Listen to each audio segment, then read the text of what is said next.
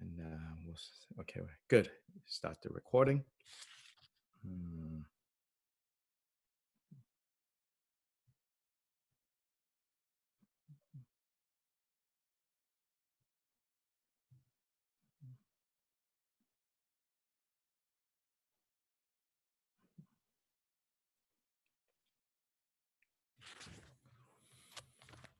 So let's now look at Vajra statement 112.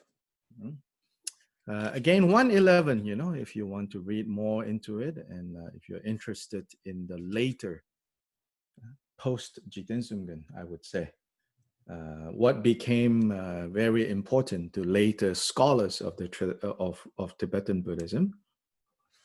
You can read more, and learn more about how the Gongchik responds to how those who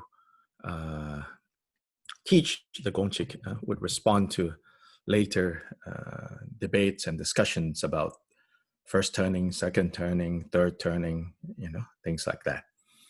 Generally, I will say that maybe because of the influence of Gongchik, you don't hear much in the Drigong tradition, that much of an emphasis on, this is first turning, this is second turning, this is third turning. You don't really hear that much about these types of differentiation.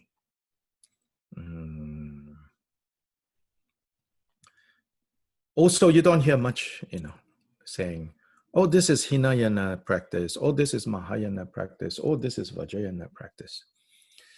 I think generally you can say in Drigong, it's taken as, one whole complete package, so that there is less of a concern to kind of draw these lines and say, this is this, this is this, this is this. Yeah. So I think it's helpful for us to, again, kind of try to get some understanding that there are different ways of approaching the teachings. So in the history of Buddhism in India, you definitely see like two different orientations, you can call that. I wouldn't even use the word tradition. Maybe it's too strong, the word tradition. But you have two different orientations or two different dispositions, and that then maybe become orientations with regards to how to approach the teachings. One orientation, which is represented by the, as His Holiness the Dalai Lama calls it, the Nalanda tradition. So Nalanda University in India, the greatest Buddhist university of all times,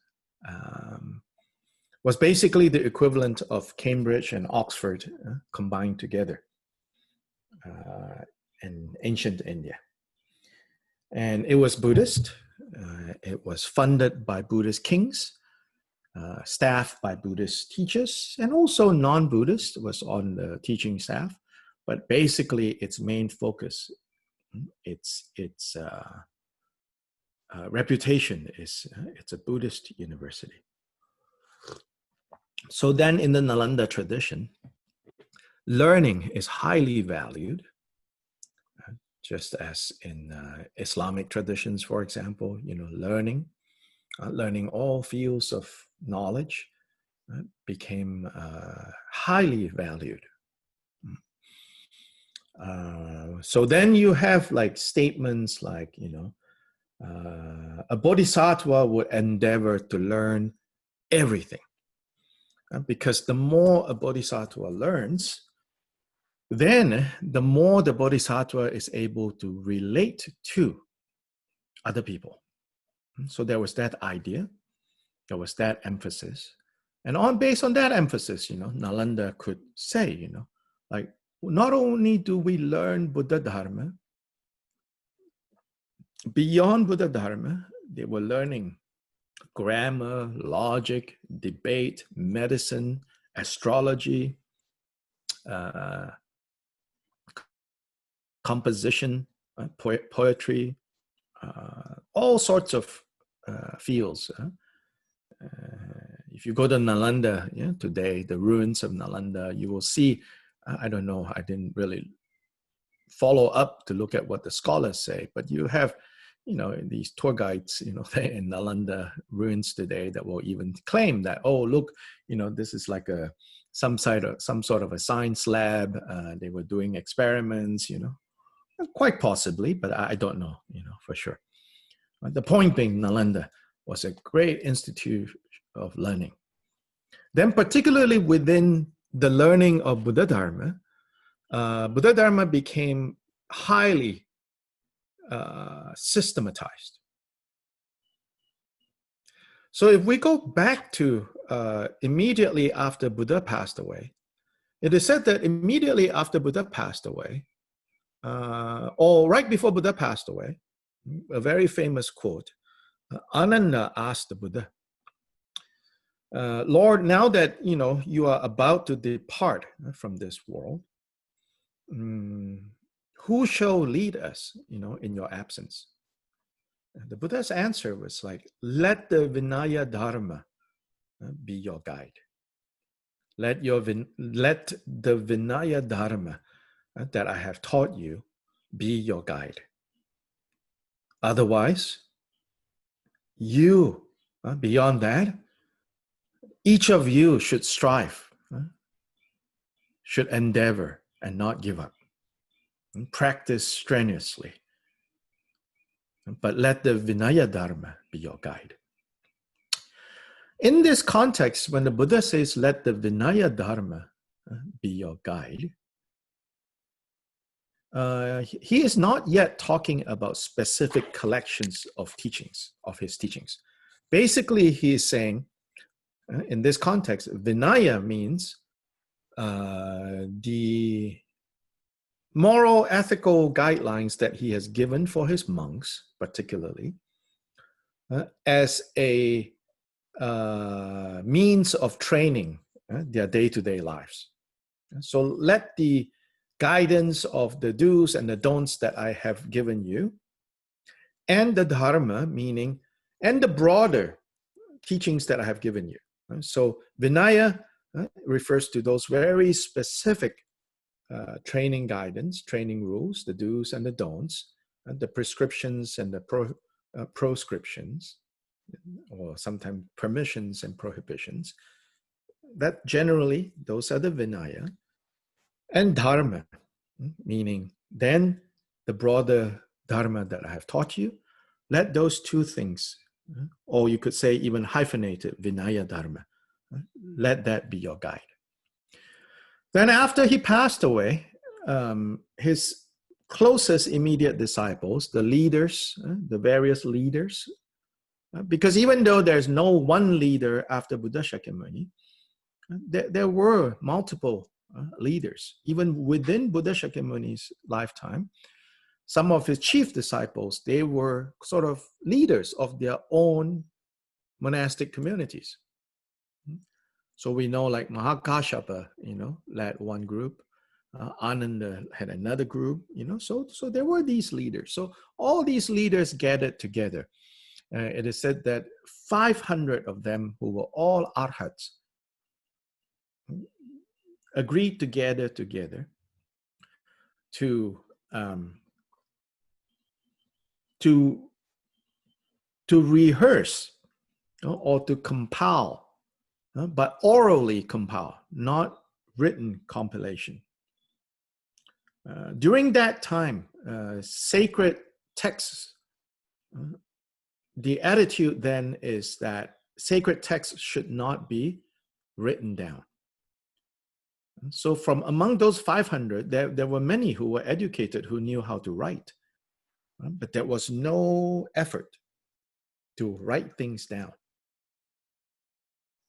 Because writing during that historical period in India was reserved for commerce, doing business.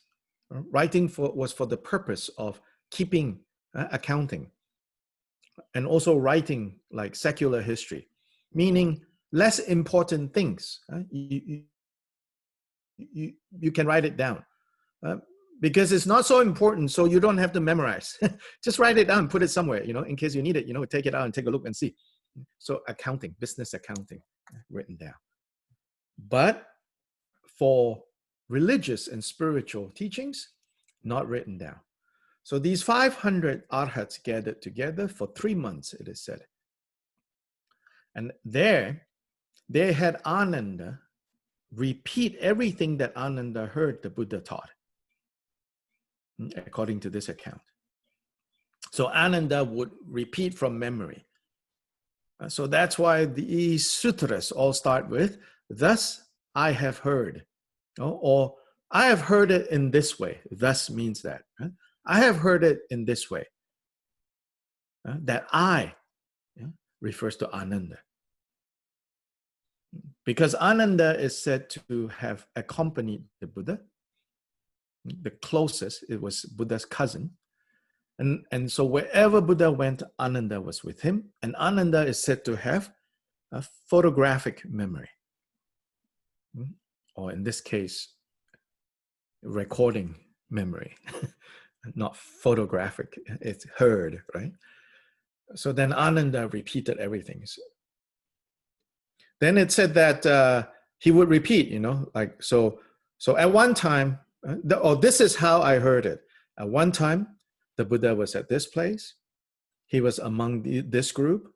And then so-and-so asked him this. And then he answered in the following. And then he said this. And then he said this. And then he said this. And then he said this. So then when Ananda finished repeating one of these teachings, then the 500 will say, yes, we are agreeable. Indeed, the Lord taught this. Then that is fixed. Then that is assigned to a group. Okay, we shall memorize this. Then the next teaching, it is said for 90 days. They all heard recitations of this sort. Then during this time, the notion of a Vinaya collection, a collection of teachings specific to Vinaya, began to form. And then the Dharma were called the Sutra collection. So then you have the Vinaya collection and the Sutra collection. Vinaya Pitaka and Sutra Pitaka. Together they are the contents of the Vinaya Dharma that the Buddha says. You should let the Vinaya Dharma be your master, be your guide when I'm gone. The earliest accounts do not talk about the recitation of what is eventually identified as a third collection, which is Abhidharma. So the earliest accounts of this first meeting of the 500 arhats don't really talk about the recitation or the compilation of what is known as Abhidharma. But of course, Buddhist traditions all say, oh, yes, no. At the first gathering, which now they call it the first council, I think that's an overly bureaucratic organizational term to use, the first council. This is basically a group of 500 closest disciples decided, with the master gone, we as a community representing the rest of the community should come to a consensus of what we know the master clearly taught. I would say it was more a gathering to kind of, because the master taught many people at different places. So they also want to know, like what else did the master taught? Did the master teach, right? We only heard the following. Oh, what did you hear? What did you hear? What did you hear? So presumably, the sources don't tell us. Somebody might say, "Well, I heard him say da da da da da," and the 500 say, "Actually, no, none of us have heard of that." So no, we will not accept that because, in fact, it even sounds a little strange. But of course, the account says they were 500 arhats. So then the implication is they will not make mistakes. So according to this story, nobody said anything strange that made some go what? Yeah.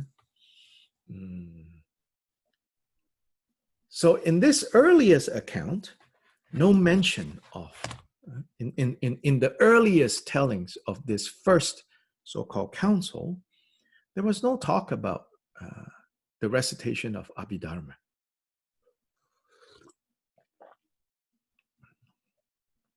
In later sources, they talk about the recitation or the rehearsing of what constitutes the Abhidharma Pitaka. Abhidharma means higher dharma. As it turns out,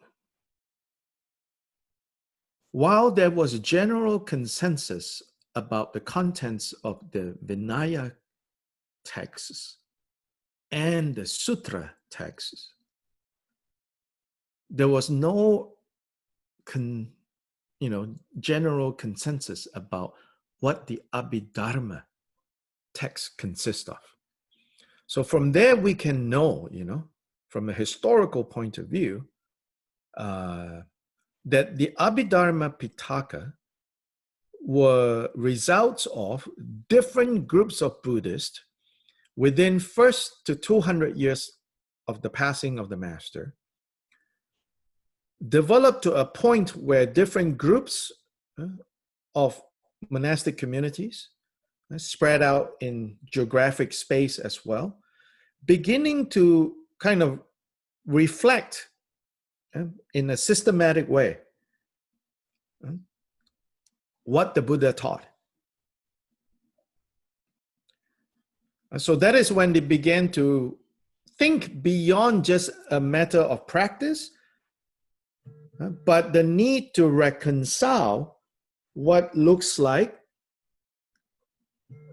differences and, in fact, maybe even contradictions from the different sutras and the different Vinaya texts. So in an effort to work through those differences or contradictions and to come up with a more cohesive understanding of the whole collection, Abhidharma became the outlet for such attempts. So what you see then is that this increased movement towards systematizing what the master taught, what Buddha Shakyamuni taught. So this keeps going for the next 1,500 years. At the height of it is the Nalanda tradition. So that's one orientation. I've only finished one orientation. And these are the, you could say, town-dwelling, city-dwelling monks usually, who specialize in this. Meanwhile, the texts that were orally remembered and passed down became more and more codified as well, until about 200 years after the passing of the Buddha. Again, there's some disagreement based on historical records. 200 to 250 years after the passing of the Buddha, witnessed the first writing down of these texts. You could say culturally, things also changed in India. So that now the idea of writing down sacred texts is not so out of the ordinary. So some Buddhist kings decided, and they say in part also because of the negative effects of increased conflicts and wars that resulted in many people dying. Earlier on, whatever was called wars was more small scale. But as Indian society developed, new technology developed, including technology of killing each other developed, I think there was more sense of the dangers of, people who have memorized these texts might be killed in war, and then the teachings are lost. So Buddhist kings, in the aftermath of a big war or something like that, saw very clearly this threat. So then they advocated for the writing down of Buddhist texts. So alongside the writing down of Buddhist texts arose a way of looking at texts that was not possible when texts were just oral texts. Can you understand that?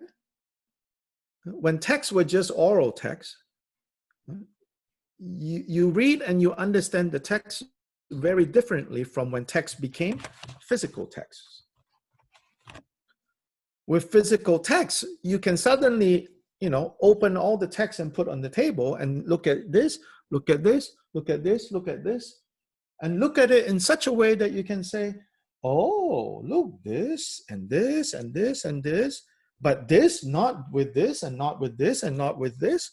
So the means of kind of making all this material kind of come together became more possible, but in some ways also created a new problem.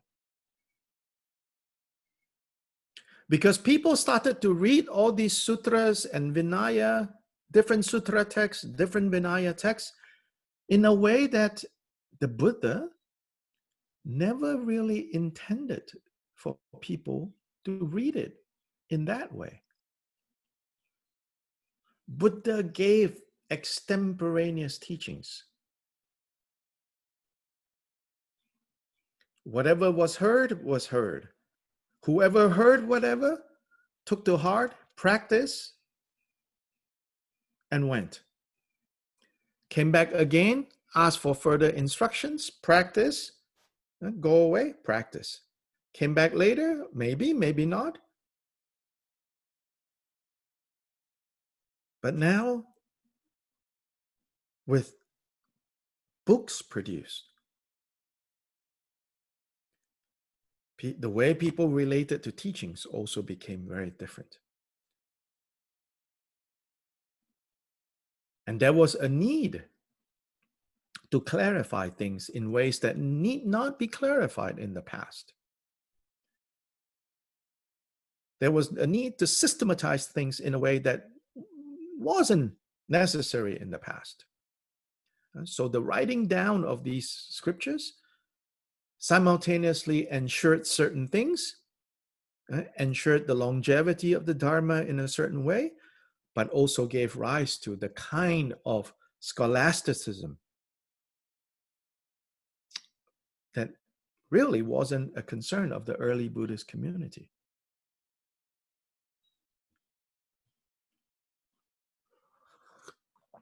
So then, the second orientation comes from the forest. These are the forest monks. These are those practitioners who did not really concern themselves so much about written texts, about systematization, about codification, about checking every comma, full stop, exclamation point, all those things. But they spend all their times. This is, you could say, the forest tradition. Maintaining kind of clear kind of ethical standards, but primarily spending their time meditating and having these meditative experiences. And when they have meditative experiences, they check with their teachers, and the teachers gave further guidance. So it was the type of guidance that may or may not be grounded in this or that text, but it's a living tradition that came from the early period. So this orientation, eventually also, I would say, the movements like the Mahasiddhas of the Vajrayana period, they represent a continuity from this Mahasiddha, from this forest tradition, including the sort of Indian masters of the Zen or Chan tradition. They came probably from this more experientially based traditions. Now, of course, there was movement between the city dwelling and the forest dwelling. So I don't want to give the impression like there were two airtight communities. There was a lot of going back and forth. Probably some people who studied for a while, everything, then went into the forest and then never came back, or went into the forest to practice meditation for a few years and then came back, So there was back and forth. And so, of course, things also influence each other.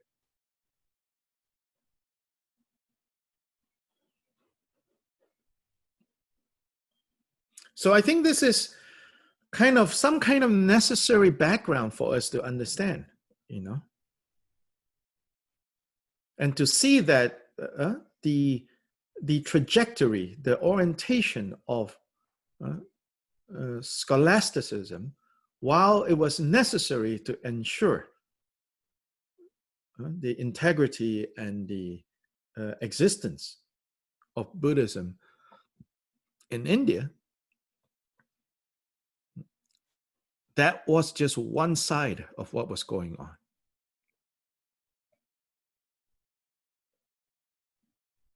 The other side is still this very practice-oriented, practice-based orientation, concerned more with meditation and the experience that arises from meditation. So now, questions or comments on what you've heard?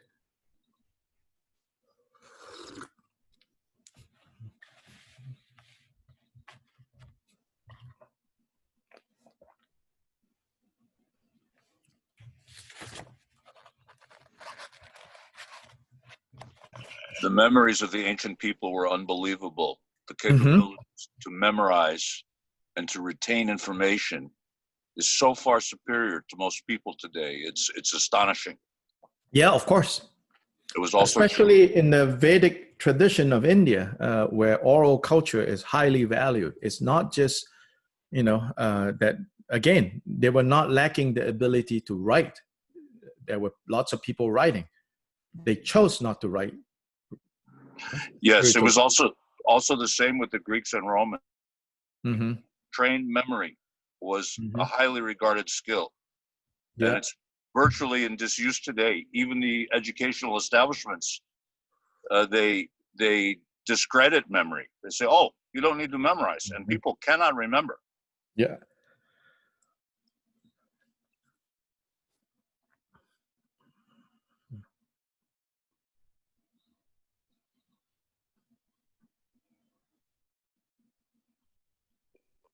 So I have a question about the forest meditation, forest monks. Mm-hmm. Did they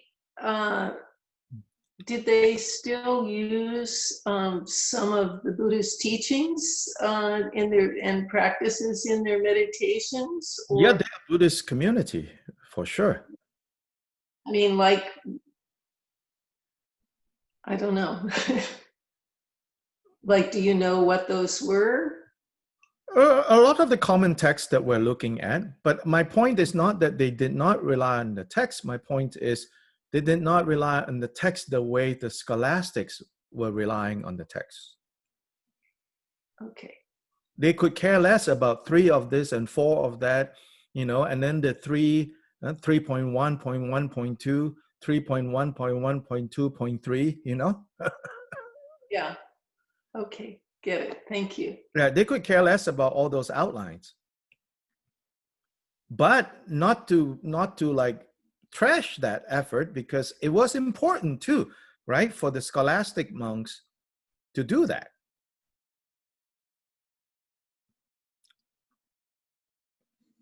But insofar as training the mind goes, these forest monks, they were not concerned about that. Maybe you could say, oh, it's a privilege that they had because someone else is doing it. These days we talk a lot about privilege. So the forest privilege is that they don't have to hassle with, because they know somebody else is very interested in doing that. So they're like, okay, I would just look at my own mind.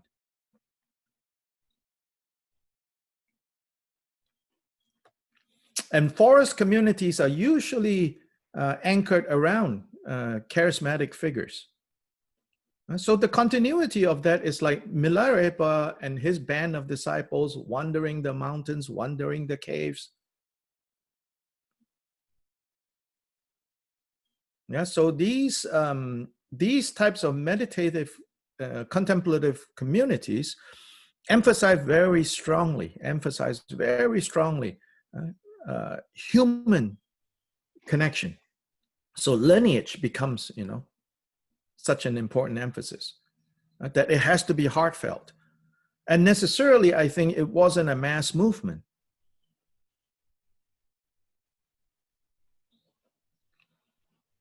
It was small and intimate. People connected with each other, in a meaningful, deep way.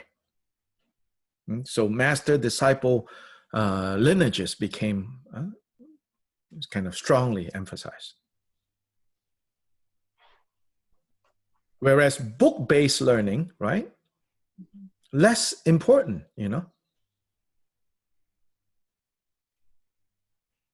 You can read the book. It's all there, so to say. Of course, we'll say you still need, not everything is written down, but more so then. So these forest monks, they were not like just wandering out there without anyone. They often were inspired by some figure.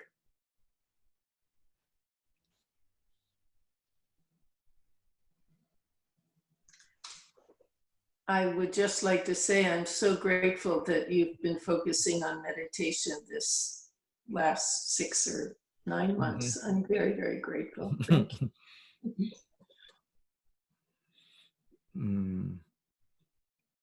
And so my point now is sort of coming back to the Gongchik material.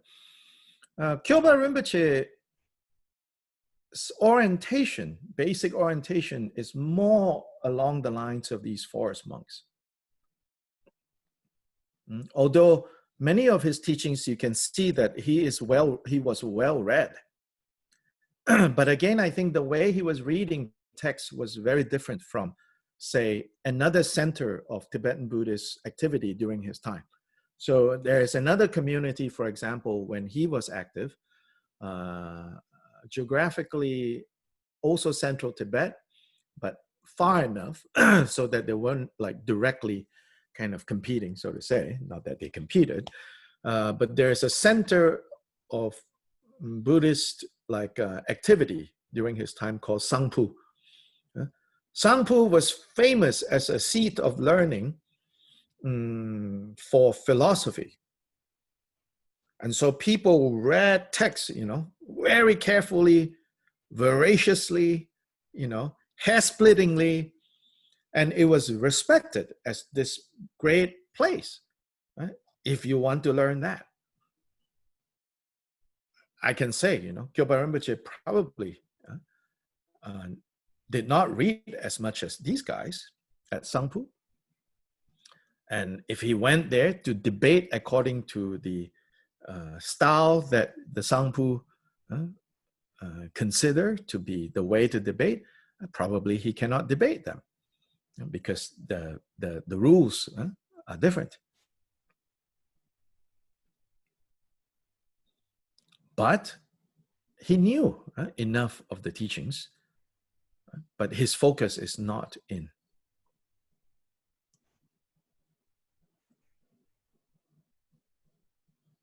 the kind of studies that was going on in Sangpu.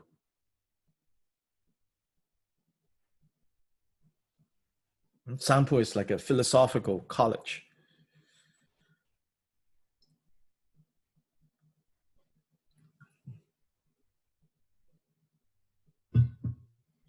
I have a thought, which I don't know if it's accurate, but it appears that these people, well, they emphasized one or the other, either practice or more intellectual sort of contemplation, whatever, or more intellectual study. And it appears that even now, it's hard to do both equally. Is it, do you sort of have to come down on whether it's more important to be a practitioner? First of all, how much time do you have? Pardon? First of all, how much time do you have? So you do have to prioritize based on whatever your situation is, no? Yeah, what do you think? You know, don't what I say don't matter. I'm just trying to point out. You know? Well, what I'm trying to say is people have to decide one way or another how they're going to focus and what they think is more important to. Yeah, people emphasize. also have to decide that decision that they have to decide. People also have to decide that they have to decide. Right. Yeah, that's what I'm. Or not decide. Well, I guess, but what it seems to me is I'm trying to get to the behind of your question. What are we implying? What implications come with that question? That's what I'm interested in. That one has to decide for oneself how you think you can best achieve whatever it is, enlightenment, but you have to decide your own path with guidance, of course, but I'm sort of in a muddle, but it seems to me that each person has to decide sort of how you proceed. Mm-hmm. Yes. I've read a few places, it says it's more important to practice. It's like you can understand that you shouldn't kill and steal. Intellectually, you can understand that all you want, but you have to not kill and steal. It's more important. Well, there's a balance of some sort. Yes. So we're not, talking about, you just study and you don't. Even those who advocate studies say practice is important. So we have to understand that, no matter who you ask within the community, who is serious about this. And let's not talk about us part-timers, so to say. Let's imagine in the case of, like Sakya Pandita, who is like par excellence, the scholar, learned, and also respected as, he practiced, So Sakya Pandita on the one hand, Jigten Sumgön on the other hand, although they never met each other, right? But as examples, right? Par excellence, maybe not even Jigten Sumgön, Milarepa on the one hand, Sakya Pandita on the other hand, Milarepa, how many books did he carry around? Probably none, I don't know. In the songs of Milarepa and the life of Milarepa, there's not, I don't remember. I didn't read it that carefully, but what I remember reading, I didn't even hear of a single text that he carried with him. So for both of them, as a baseline, they will say, yes, studying is important. Yes, between studying and practicing is really important.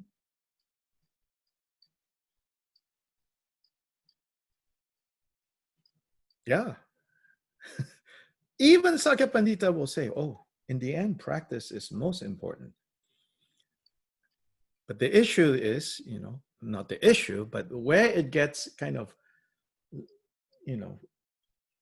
more complicated is, okay, given I have 24 hours each day, given, say 7 of those hours are for keeping life going, how much should I study? How much should I practice? Yeah, of course, you decide yourself. Yeah, it's also disposition, right? If you're disposed towards learning, then that's what you do, But even in the learning, it's not as if that practicing is not occurring. Don't get me wrong. It's a form of practice too. I'm not trying to say, this is better, that is worse.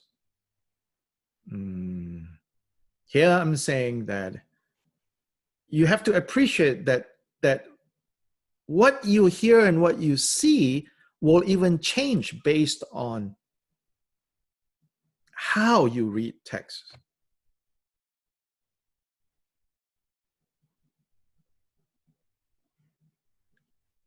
Well, when you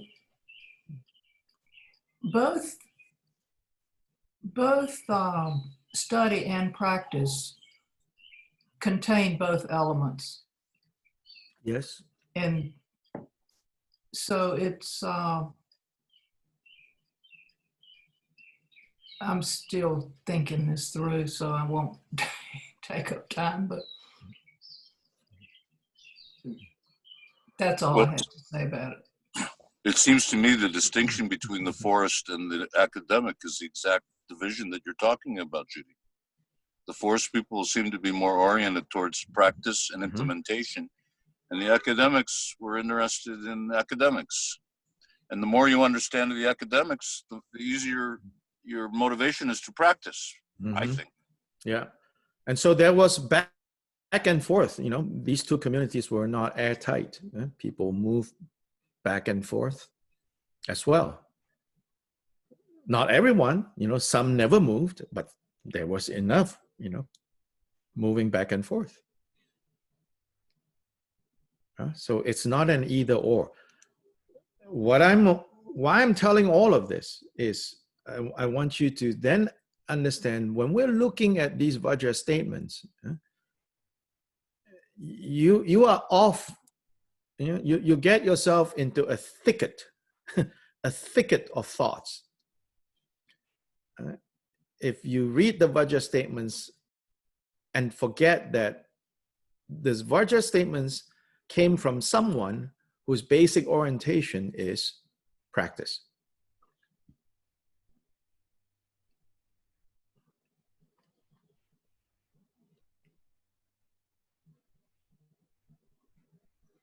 So the first thing when you read a Vajra statement is, maybe even before looking at any of the commentaries, any of the notes, you say, what does that mean? What can this mean? Not what does that mean?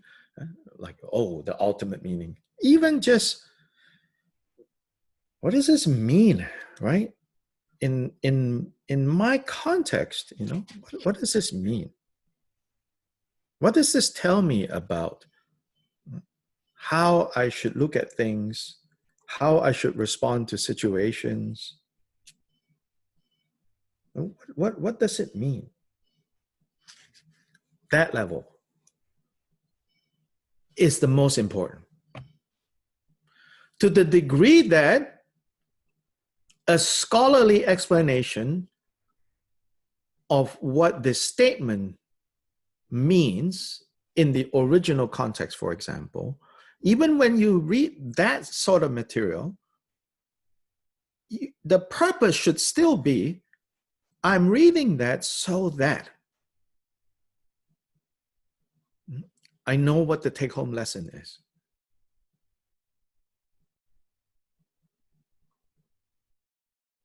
I said that, you know, I feel that, you know, when we study something like this, you know, it should be, you know, what is the take home lesson, you know, as we say, you know, like you go to the school, you go to university, you attend lectures, like what is the take home lesson? In other words, what do we take to heart?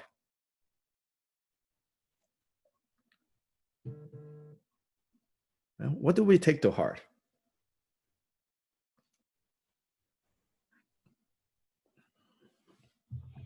That's, you know, that should be, you know, how we are guided.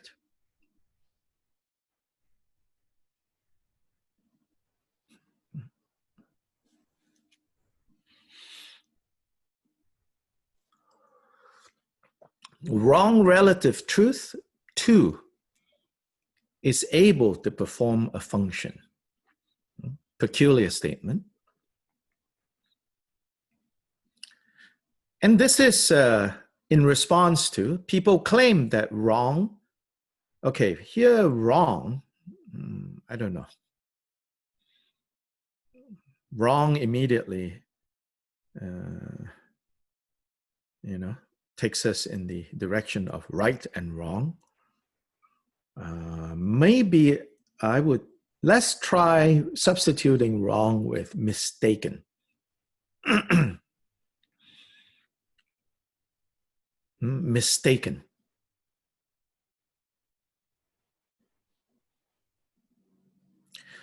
So, Chodra's commentary.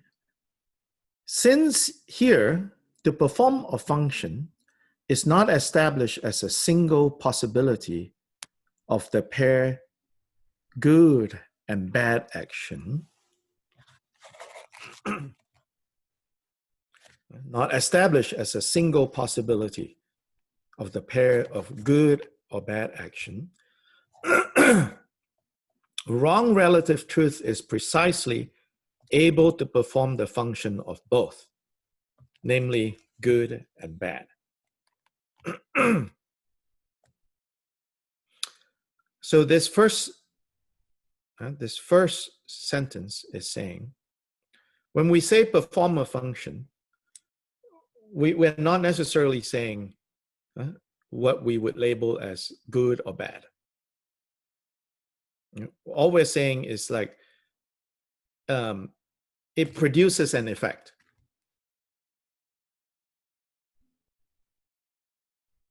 And that effect can be good or bad.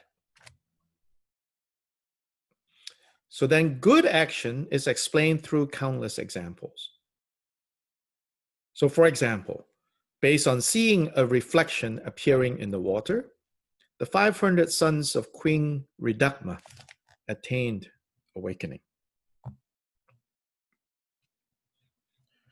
And so the footnote tells us, the 500 sons of Queen Ridakma saw their own reflection in the washing pond and obtained particular Buddhahood based on that.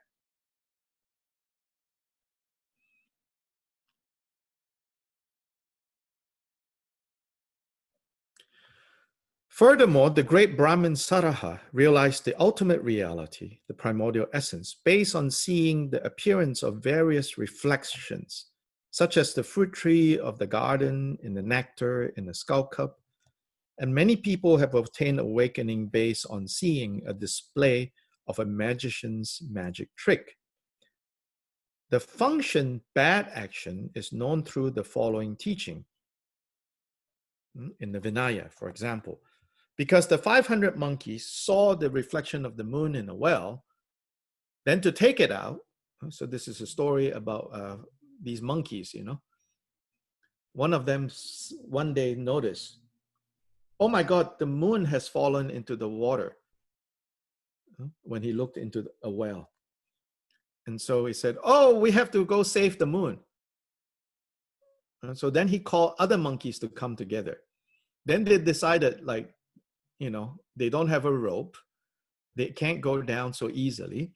But if they held each other's tail one by one, you know, then the last one can reach to the bottom and bring the moon out. Then it is said that one of them slipped, all the monkeys drowned and died. I know Buddhist stories sometimes are actually very violent. It's a very strange story, but you can see, you know, like what is going on here, right? So the reflection is the mistaken relative truth. The mistaken relative truth is to mistakenly think. So it's not wrong. That's why the word wrong is a little loaded, you know, right and wrong. Here it's like the monkeys mistakenly think, oh my God, the moon has fallen into the water. We need to go save it. So mistaken.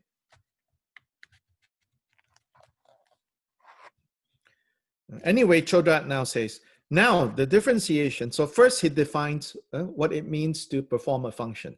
Then he gives example of good functions and examples of bad functions. So maybe function, you could say result. Yeah? Ends up with good results or ends up with undesirable results. Undesirable results, drowned. Desirable results, became Pratyeka Buddha. Become the solitary Buddhas. Now the differentiation into pure and wrong or mistaken relative truth. In the above case, the cause is the moon in the sky. In the case of the monkey trying to save the moon. And the condition is the whale on the ground. Through the working of dependent origination, the reflection arises as an object of people's vision and so on. By all means, do not differentiate with the definition able and unable to perform a function and so on. So if he's saying here, you know, but, you know, to differentiate able or not able seems to miss the point here. These cases are such that if one cultivates the resolve and acts by virtue of the twofold good motivation at the time of the cause and during the act itself, a virtuous ripening occurs. This is what he calls pure relative truth. Acharya Bhava Viveka says, wanting to climb to the top of the great mansion of absolute truth without the ladder of pure relative truth is not suitable for a learned one.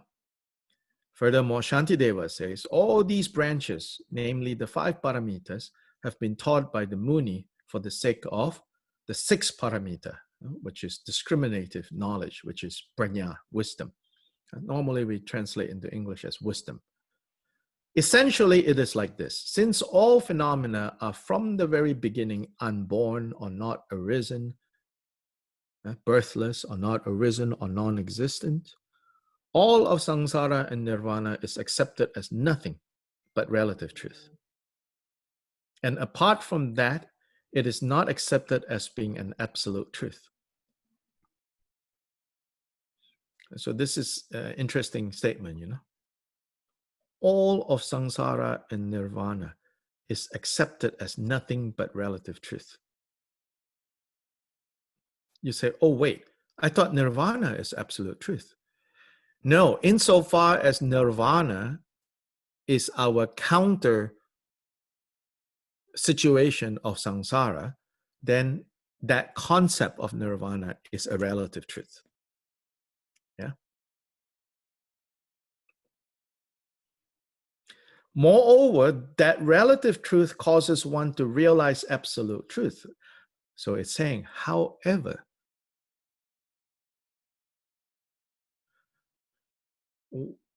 now that we are talking about relative truth, see that whether it's a mistaken relative truth or a pure relative truth, they all bring about results and consequences.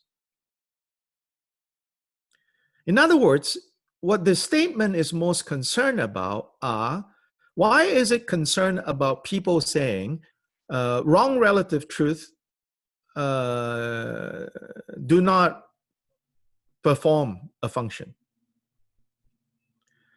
The implication of people who say that is, oh, it's mistaken relative truth. So there is nothing to worry about. Ultimately, it doesn't matter. So basically, there are people who talk like this. So killing, if you understand that, like the Diamond Sutra says, there is no being, no life, no lifespan, then there is no killing. Then you don't need to worry about it.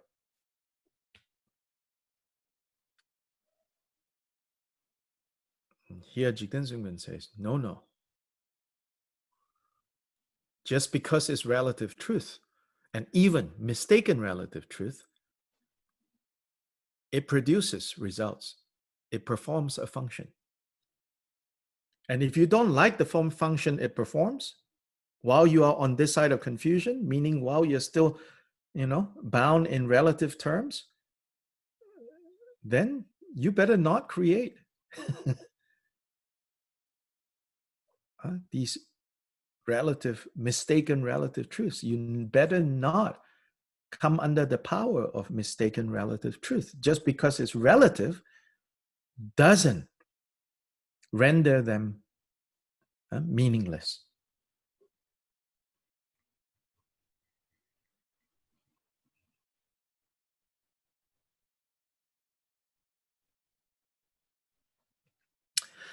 '97. Thus, finally, no phenomena exists other than those of relative truth. As in, no phenomena. So the other way to state this is, all phenomena that we right now can think about, can talk about, can conceptualize, even the idea of nirvana, even the idea of Buddha, they're all relative truth.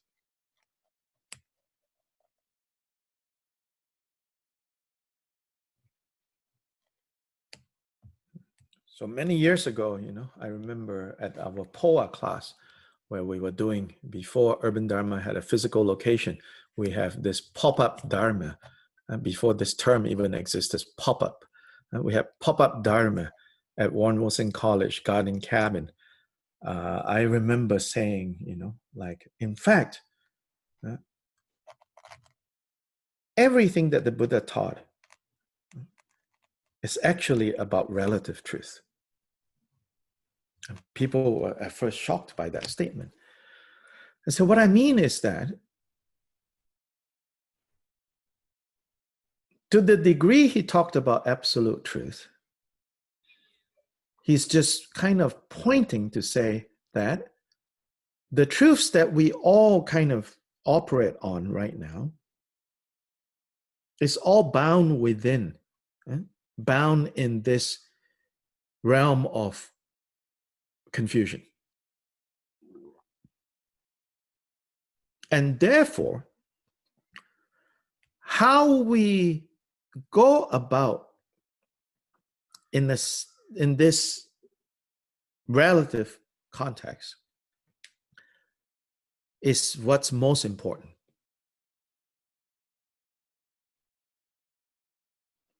Two reasons.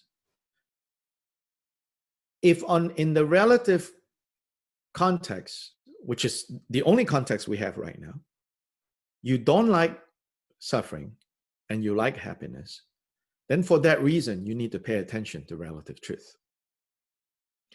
And since the relative truth is all we have right now, but the Buddha also gave us methods to practice so that we can transcend these relative terms. And it's also by relying on relative truth. So for both the temporary happiness and freedom of suffering and final experience of happiness and freedom from suffering, we have to pay attention to relative truth.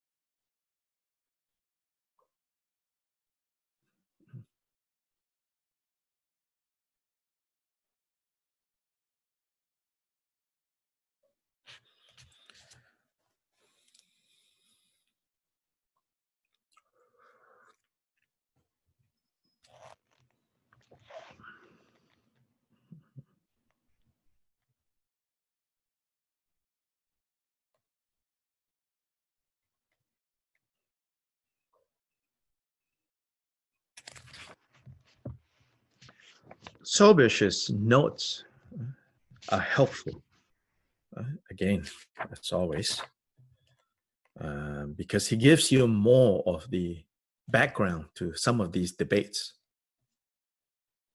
that are going on. So if we look at page 98, this expression is good surface level of reality for relative truth. So relative truth is about the surface level of reality. So since it is obtained based on the surface level of reality, meaning since absolute truth is obtained based on the surface level of reality, absolute truth depends on mind and phenomena. So-called absolute truth is still based on mind and phenomena. Since whatever idea of absolute truth that we're capable of having right now is actually based on, right, the surface reality that we can see, and then we can say, oh, absolute truth is the opposite of that. Or absolute truth transcends that, the surface level. So then this absolute truth is still dependent on the surface level of reality. Concerning relative truth, the Dorshema explains that some people speak of pure relative truth that can perform a function for the deluded mind, and a wrong relative truth that is not able to perform a function for the deluded mind. So their example for pure relative truth is the moon in the sky. It does perform the function of being luminous and cooling. So Dorshema says, the people who make this distinguish, who distinguish can and cannot perform a function, it says that the moon in the sky is a relative truth. Yes, because everything we experience is a relative truth. And the actual moon in the sky is a pure relative truth because it has the ability to produce the result of illuminating and cooling things down. Then the example for wrong relative truth would be, for example, a reflection in a mirror or the reflection of the moon on the water.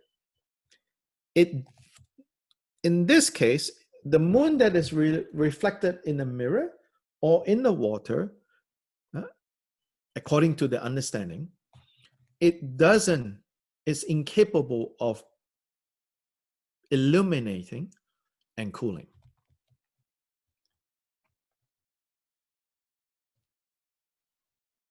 You follow so far?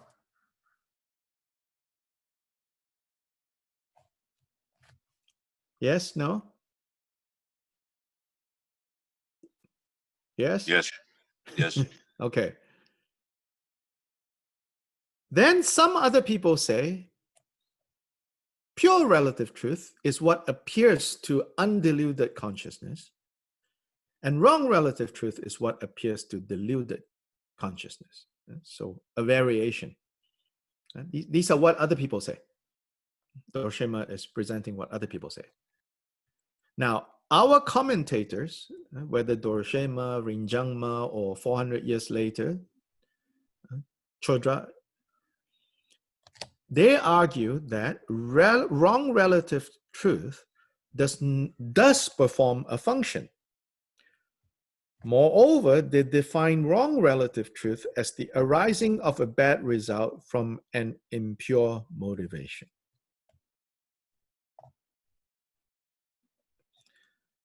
So I have to correct myself.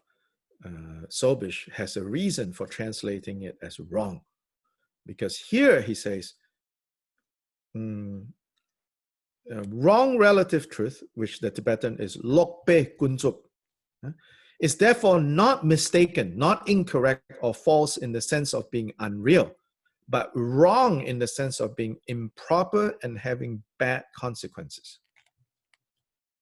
Yeah, so I stand corrected. He deliberately chose wrong, because in other contexts, this wrong relative truth, right, or lokpe kunzup in Tibetan, is better translated as mistaken, as in it is incorrect, as in you were confused. There isn't a snake, there is just a rope. So mistaken identity. But here in Gongchik, it wants to say, no, we're not talking about mistaken, because in a way, everything we perceive is mistaken. But here, more importantly, is wrong relative truth. And what is wrong relative truth? Wrong relative truth is in the sense of being improper and having bad consequences.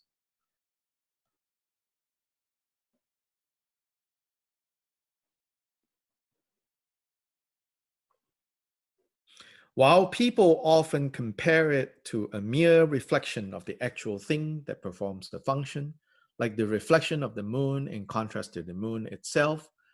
So here it's saying, most people, when they talk about the moon and the reflection of the moon, they are only focused on how the reflection is a pale version of the actual. Yeah, whenever that example is used in Buddhist teachings, in Buddhist texts, right? Mostly they only emphasize how all the reflections of the moon, whether on a mirror, whether on a pool of water, whether on a pool of urine, whether on a pool of alcohol, whether on a pool of nectar, they are all not the actual moon. So while people often compare it to a mere reflection of the actual thing that performs a function, like the reflection of the moon in contrast to the moon itself, Jigten Sumgun maintains that the reflection, we need to look at the reflection itself. Don't say that all reflections are similar.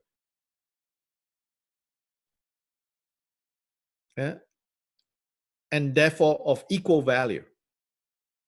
In fact, he says, the reflection too can perform a good, i.e. virtuous function, as in the case of the 500 sons, the great Brahman Saraha, and the people seeing a magician's magic trick. In these cases, a function is performed and a virtuous result arises. On the other hand, reflections may cause a disaster, as in the case of the monkeys who drown in the well.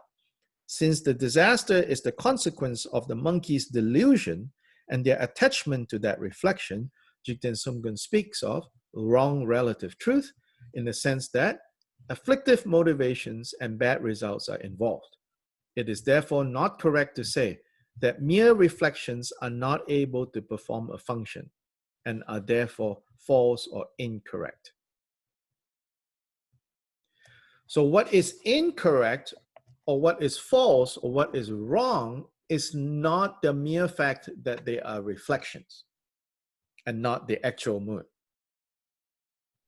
He's saying where wrong or mistaken and unmistaken should be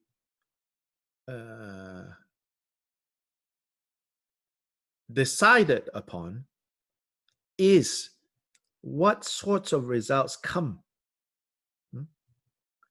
from seeing those reflections.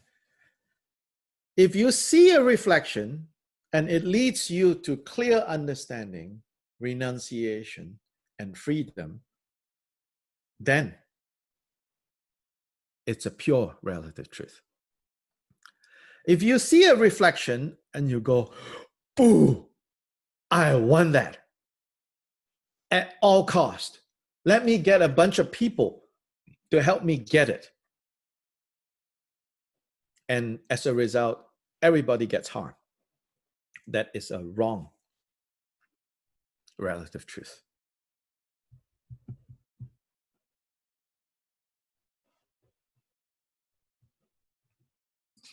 Is this like the slap that awakens versus the slap on the face that is harmful? Or are they similar things to what he's talking about? No, there's two things going on here. First, you have to appreciate the actual and the reflection.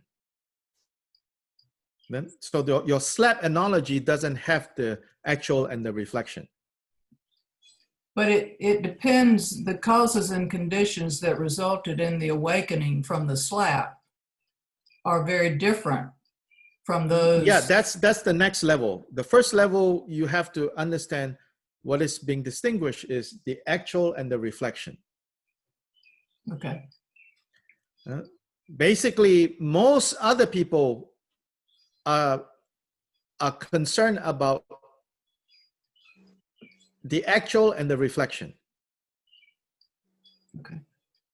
And they say, actual is right, reflection is all wrong.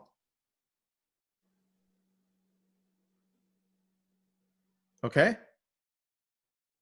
Here, Jigten Sungman says, you guys are worried about the wrong thing. Yes, there's actual, there is reflection. But how that reflection affects you is what you should be worried about. Don't worry about the actual and the reflection. Worry about how those reflections, what kind of results they're going to produce in you. That's what you should pay attention to, he says.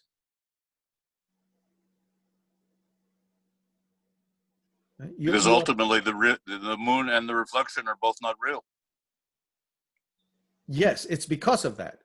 It's because we have no access to the moon right now. So don't even talk about, having an awareness that we are only looking at reflections and not looking at the moon. He says, of course, he says, that's good. Then you leave that alone. Now you focus on knowing that these are all reflections.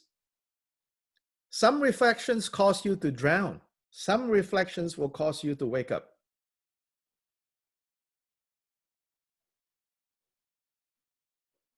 You'll get it?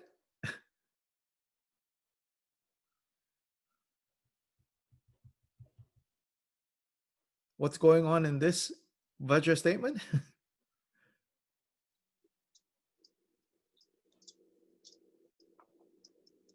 And then look for examples, on how we look at things. Again, to me, it's like I often hear, it's not so much frankly, not so much like Theravada communities or Theravada teachers, then especially the non-dual Mahayana or Vajrayana teachers, they tend to talk a lot about, absolutely, absolutely, ultimately, ultimately, ultimately, ultimately. They're so focused on, ultimately, ultimately, and then implying relatively, you have to transcend everything. Jigten Sumgon here is saying, that's not how you're going to transcend or be free from the problems. You have to focus more on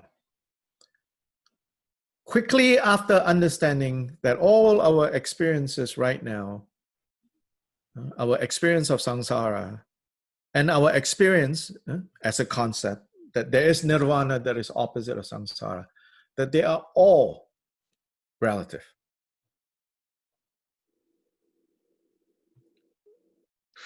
Immediately after understanding that, then it should be what's beneficial relative things and what's harmful relative things. The harmful ones, don't create them, avoid them like a plague. The helpful ones, encourage them, cultivate them.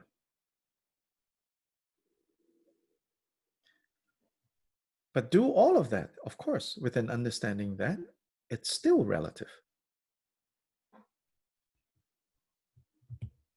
In other words, just because it's relative doesn't mean it's not important. In fact, on this side of confusion, that's all we can work at.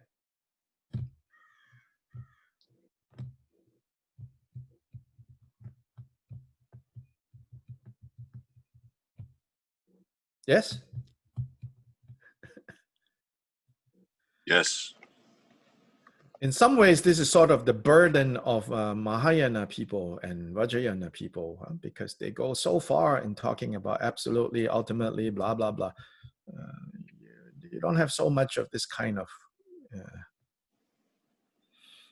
in Theravada.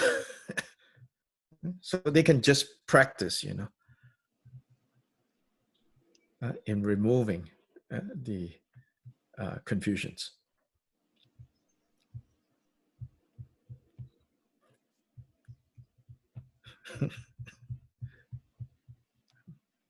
My, observation.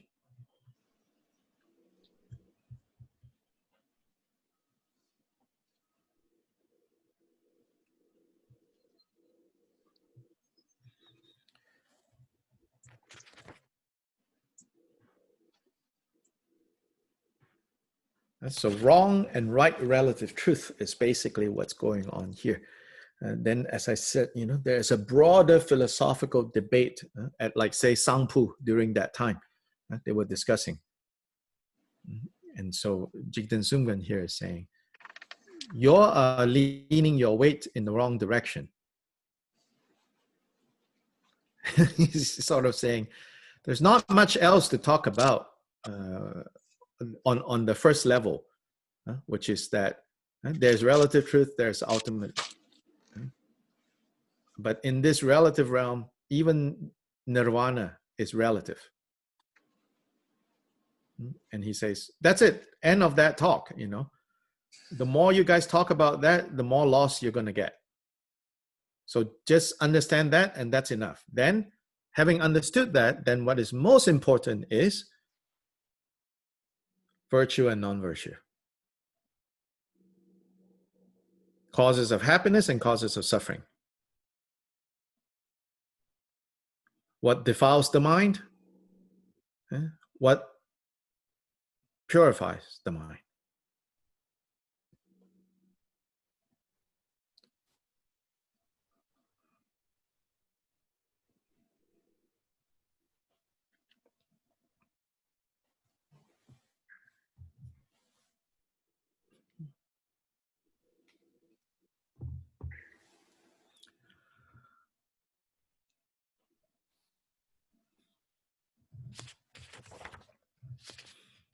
So you can read more carefully. Yeah. I'm trying to remind myself, not to go line by line everything. Then really, well, the good point about that is then, some of us are going to get enlightened before we finish this book. But next time we meet is statement 13. All paths advance through the 10 stages. It's good to read ahead a little, so that again, when we start talking about it, it is not just the first time you are reading it. All paths advance through the 10 stages. The 10 stages is talking about the 10 bhumis of bodhisattvas.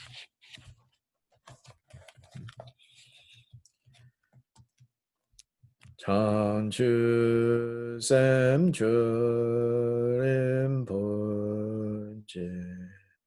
Magye Banam Ge Gyuche Ke Ba Nyam Pa Me Pa Gong ne gong du bell war shu.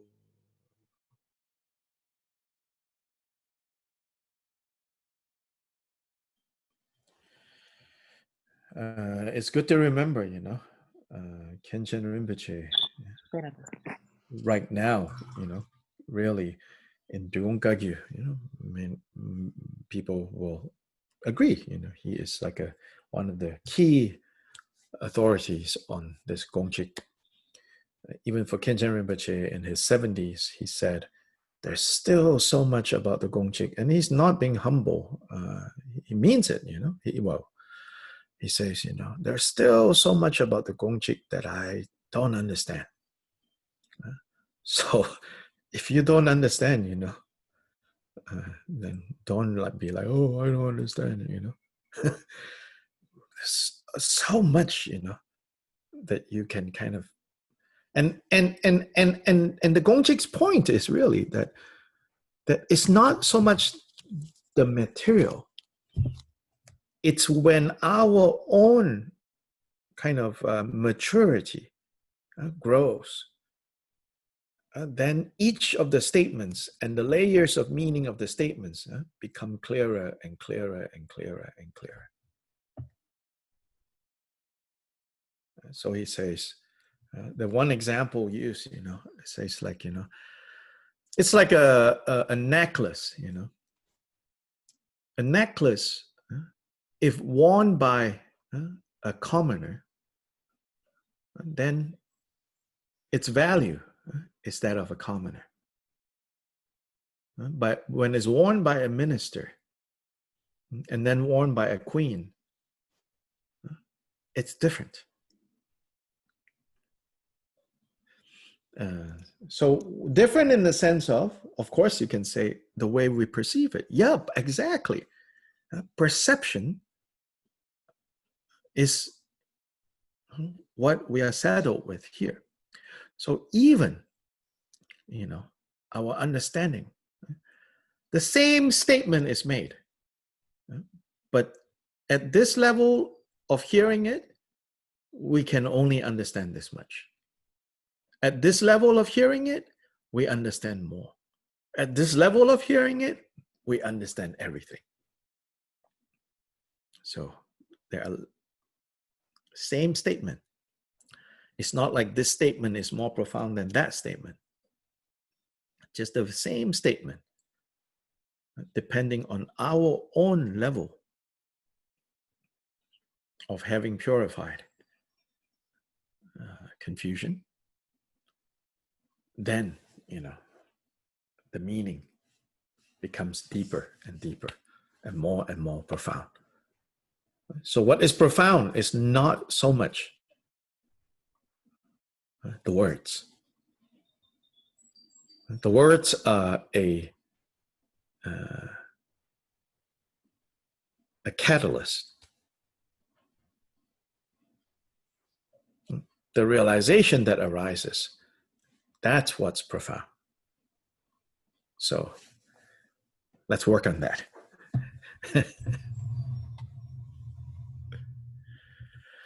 Ta-ta. Tomorrow is Generosity practice. Again, starting at 9, using the same Zoom ID. And I'll see you all then. Thank you. Thank you. Thank you. Gracias.